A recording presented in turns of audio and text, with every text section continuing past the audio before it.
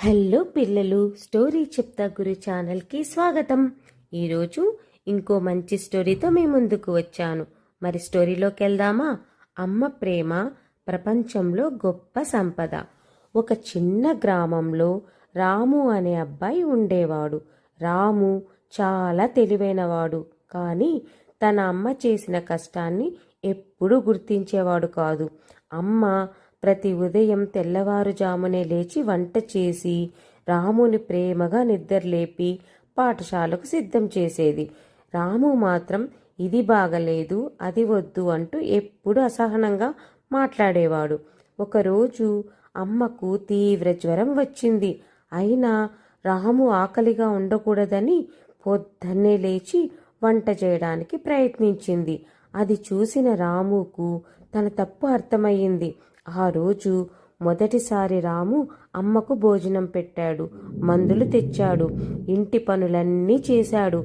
అప్పుడు అమ్మ చిరునవ్వుతో, "నువ్వు సంతోషంగా ఉంటే అదే నాకు పెద్ద బహుమతి బిడ్డ" అని చెప్పింది. ఆ మాటలు రాము హృదయాన్ని తాకాయి. అప్పటి నుంచి అమ్మను గౌరవంగా చూసుకుంటూ ఆమె కష్టాన్ని గుర్తించి ప్రేమగా ఉండేవాడు.